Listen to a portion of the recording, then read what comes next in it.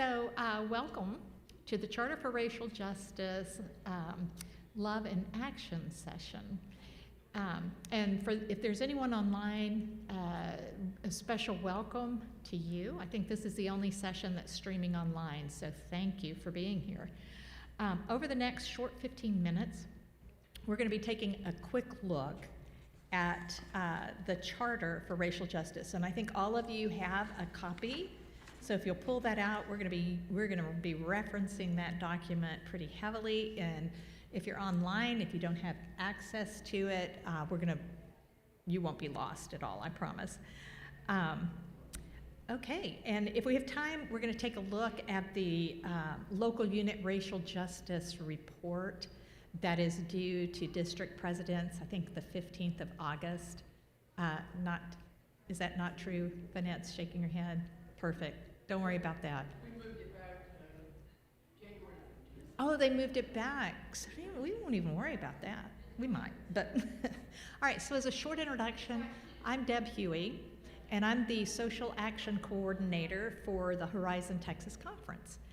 I'm a member of First United Methodist Church in Denton. I've been a member there since, do we need to close those doors, do you think? I think we've got a lot of people taking pictures here. I've been a member there since 2021, and I attended my first we're going to see about closing the doors here. Try to cut down on the noise. Okay, so I attended my first Texas Impact legislative event in January of 2022. How many of you have been able to attend at least one legislative event? Great, perfect. Well, it was life-changing for me. It was I left there absolutely gobsmacked. I had never made a visit to a legislator, had never made a visit to a senator. I was scared to death. And it was an experience of learning how to do that and going in. And this past year was my third year, and it was so easy to connect with my legislator and my senator, although we probably have a tremendous amount of differences, and have a civil discussion about public education. So it can be done. Texas legislative event, United Women in Faith. But anyway, that was a point in time for me where I decided I needed to get much more engaged, much more involved. I got more involved with United Women in Faith, and then this past November, I was so humbled and excited to lean into the role of the Social Action Coordinator. Anybody any Social Action Coordinators in the group? Any presidents who are serving dual roles as president and Social Action Coordinator? Sort of. That's fair enough. That's good. We'll take it. All right. Well, again, if you will pull out your Charter for Racial Justice. I don't know how many of you are familiar with this document, who have spent much time looking at it. But for those who have, and for those who are new, this document, this charter serves as our moral compass. It serves as our value system. It serves for United Women in Faith. It serves as our truth. And it's interesting, we're going to talk about it in three components: what we believe, and that we commit to action. So those are the three words: believe, commit, and action, that we're going to talk about in this document. Interestingly enough, the very first part of this document, United Women in Faith, women started working on this document in the 50s, early 50s, and it was adopted in 1952.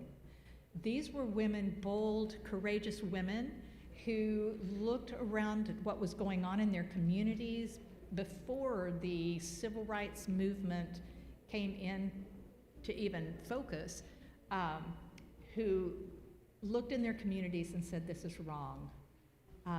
racism is wrong, and they started working on this document. And then it was adopted, it's been adopted regularly at our General Conference for the United Methodist Church, and it's a core part of our identity. So this is a really important, and we just stand on the shoulders of those women who saw this as an issue and did something about it. So anyway, we're going to start with we believe, and numbers 2, 3, and 4 speak directly to racism in this document. It's a rejection of the teachings of Jesus Christ. It denies the redemption and reconciliation of Jesus Christ, and it robs all human beings of their wholeness. It is a justification for social, economic, environmental, and political exploitation. And then when you look at number 8 on this, we believe that our struggle, and I think that is such an interesting word to use here. Justice work is a struggle. It is hard work. It must be based on new attitudes, new understandings, new relationships, and must be reflected in the laws, policies, structures, and practices of both church and state. Now, that's a pretty broad, pretty big belief, and not an easy one to live into, but we're committed. If you look at right underneath this, we commit ourselves to follow Jesus Christ in, again, the word struggle. Struggle for the rights and self-determination of every person and group of persons. Again, when I go back and think about the women in the 50s who saw this as a struggle and committed to doing something about it, it just brings it to life for us to continue to struggle, do the hard work. And then it goes into therefore, and therefore is always an interesting word, right? It always signifies as a result or consequence in consequence. And it says, as a result of our beliefs and our desire to commit to this struggle, we're going to unite and we're going to take action.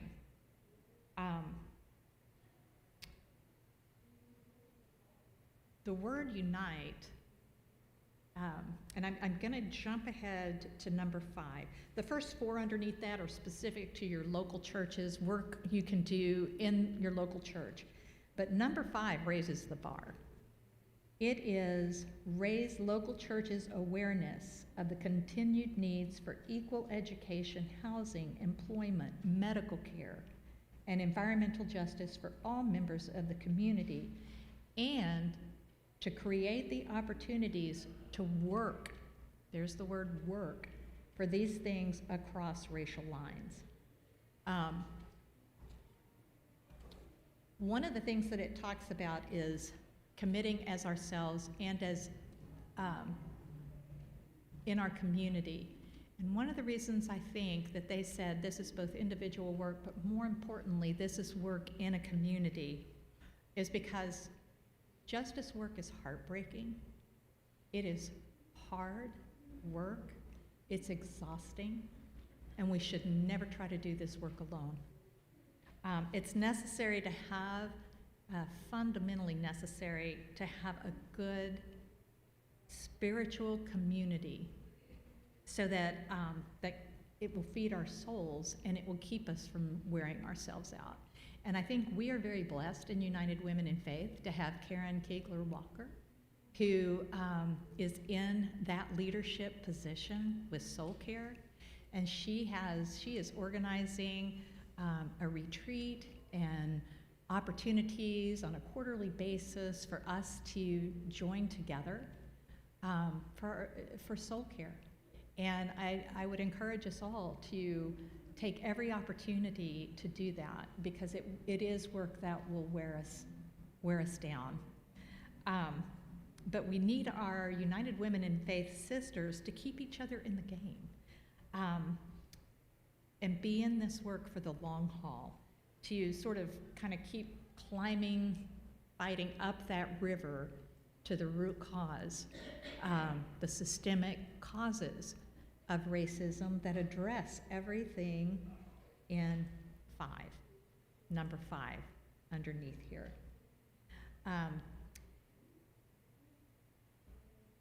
One of the things that I found in my work, I also serve as the chair for church and society within our church.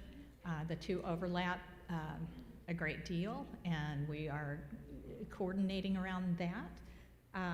But one of the things that we find a lot of times in our churches is we are great about education.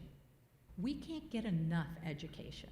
We go to conferences, we have book studies, we have Bible studies, we bring in speakers, we have events, one-time events. We put together packages, care packages for the unhoused, and those are acts of mercy. And those particular acts are acts of mercy and ways that we can increase awareness in our churches about what are the issues of racism that we need to address in our communities. But mercy work, and one of the reasons I think we do so much of that work is because it's tangible, and we can see immediate results, and that makes us feel really good. And again, acts of mercy are important, but works of justice, of fighting upstream to find the root causes, we don't see the immediate results of that work. And we may not see the results of that work in our lifetime. It's really hard. It's really hard to determine whether you're making an impact or not in that work. But imagine if we weren't doing that work. Imagine if those women in the early 50s were like, this is too hard. This is too hard. How much worse would things be getting if we didn't commit to doing the hard work of justice work? One other thing that I will say within our church and church and society is a lot of times justice work, people are like, justice work. So we are thinking about changing our vernacular to say compassion work. Because how can you argue with compassion work? So that's one thing that we're going to begin to roll out programs around compassion work versus justice work. It will be justice work, but it may be a lot more engaging for people in our church. So based on your experiences within your congregations, within your communities, one question I have is what types of either mercy or compassion/justice work have you been engaged in that you felt was really impactful? Anything? Yes? Are you talking about like in the church or with our local units? With your local units, within, your local or even at your district level. Okay, so, hi everybody. So, the conferences merged, and Central Texas Conference used to do an event like this, and we did it specifically so that we could engage local units so that they could continue to have justice work. And I was just wondering, is that something that will help as we move forward with the Horizon Conference? Is that something that, because it was something that we felt like it used to be kind of a one and done, like we would do one event and then that would be it, and then we bring it up again the next year. So I was just curious, is it gonna be something that the conference is gonna like help, I'm just gonna use the word push our local units to be conscious of our charter for racial justice, because we really haven't done a very good job of that in the past.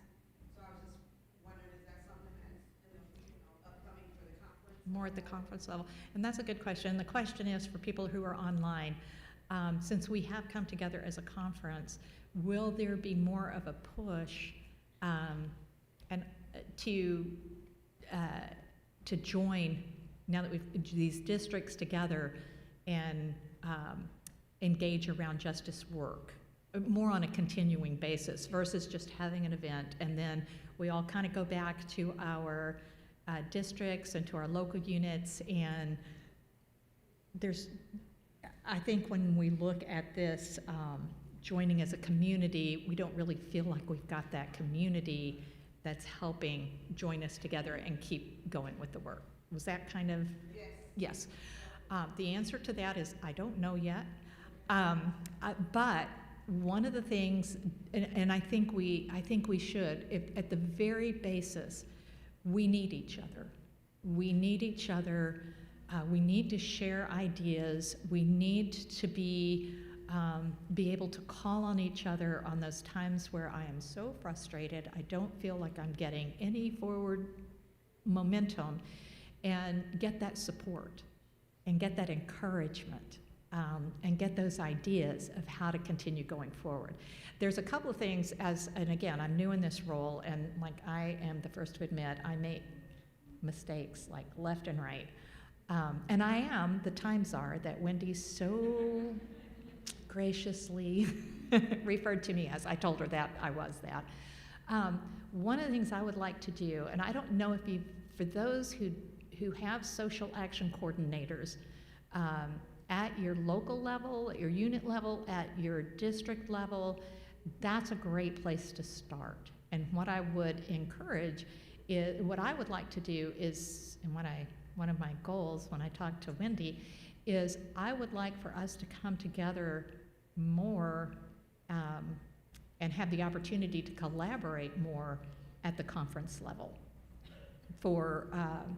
And even, I mean, I have an activist lunch that a group of women, we all met at Texas Impact in North Texas, and so we started with like 3 of us who wanted to keep going at Texas Impact, and now at our monthly lunches, there are 12 of us, and we're from all over the Metroplex, and we are focused on, and it's a wild lunch, it's an intense lunch, because we talk about what are you doing and what are you doing, and I have learned so much from an Arapahoe United Methodist Church who is one of the participants. I would like to see us be able to do that more within our conference, broader, to take that broader. And that might be Zoom calls where, I don't know, once a quarter, people are like zoomed out, but have the opportunity. The other thing that we did is we set up a Signal app, and it's encrypted, because when we're talking about things like, what are you doing around immigration, things like that, we want to be sure that it's not getting out to the wrong places, that it's not going the wrong places. I would like to see, and so we just text each other. We stay in contact with each other. And some days I don't have time to respond or look at any of those texts, and that's perfectly okay. That is one of the okay things about our group. But I will go back and look at it and then ask, okay, tell me more about that. Or I'll call that person and say, hey, how are you doing that? So those are some ideas. Those are just in the idea germination. And so I kind of want to ask you guys, are those things that would be helpful? It's hard to get everybody on the same page to move in the same direction, because not every community has the same issues. But we can connect in different, it's that connection point. So Vanessa, does that, oh, I said Vanessa, it's not Vanessa. Does that help? I think moving forward with, conversations like what are we doing, how are you doing? We keep the charter and on the forefront of our minds. There's a lot of resources I know on the website, on the UWFaith website, with conversations, and I think the conversations are needed as well. Yeah. Just engaging in different conversations. So I think that's good. And that's a good point. In terms of the digital, the United Women in Faith digital, I don't know if you guys are connected to that, but that is a great opportunity if you have questions to go out and ask, and people will respond, and that's a national basis. Within our conference, I think we can take that, we can also use that tool, I'm going to say, for our conference level. We can bring that to Horizon Texas Conference and have a group specific to our area. So that's another idea that we can take. Other kind of like within your local units, within your circles. So for those of you who don't have, and maybe you do, how many have a social action coordinator? Let me ask that question. A district. I'm the social action at my church. Oh, okay. There we go. But the district, Metro, I can't get the names right, yes, but Metro West. Okay, so Metro West, and I know Fanat and the group at Metro West has done like wonderful. You guys have really made it. I'm sorry?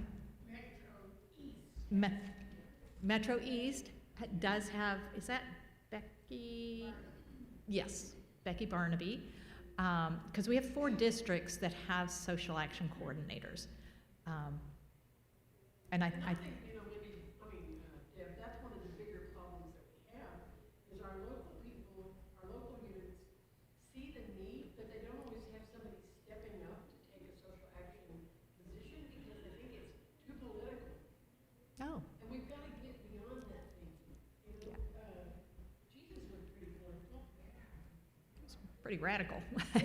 So, and the comment for those online is we have people who are interested in the social action work, but the trying to get organized around it, people say, well, that's just political. Gosh, that has been a like in my ear for the last year, and particularly with church and society. Well, everything you do is political, because we had voting centers, voting tables in our church. We registered voters. It was nonpartisan, and it was the first time we were able to do that. But from August through the 1st of October, every Sunday in our foyer and at the back of our church, we had tables. We gave out information. We also have 2 universities. Several of us became deputy registrars. We had a voting task force that was meeting every week. We brought in 3 different speakers on different topics to educate. And then we're spinning that group back up because we have a local election coming up in May, and we want people to be educated about, typically 4 to 8% of people who are registered to vote at the local, in the local elections. We want we would like 100% of our church members to be voting, as, we don't, again, it's not about how people are voting, we just want people to vote, and to register to vote. So that we did that, and what was interesting, we got such good response. We got so many people who said thank you for doing this, and it surprised us because I thought we were going to get a lot of pushback. But anyway, I do get a lot of what you do is political, and I vehemently disagree in a very nice way and say there's not anything that we're doing political. What we are doing is trying to impact the policies that are harming people. That's our work. Our work is around justice, and it's around policies. So anyway, that's one of the things that we have done in our church, and there are several areas that we're going to be kind of branching into. Public education is another one that we're taking on as church and society and as women in faith, and we do want to have some pretty strong collaborations between the two going forward. Okay, I can't remember. We started at 15. We only have 20 minutes. We only had 20 minutes. So let me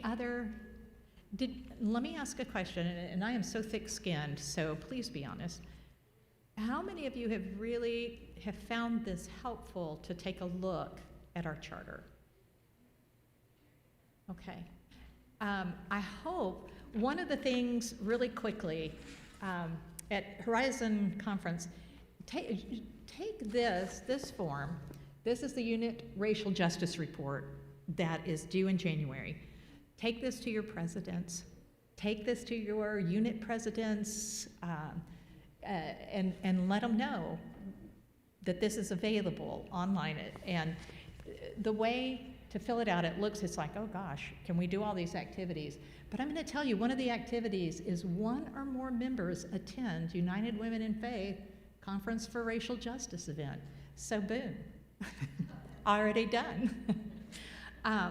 But I would encourage you to take this back, have a circle meeting, have a unit meeting on this charter, because that's another one that's in one of the 3 categories that needs to be done.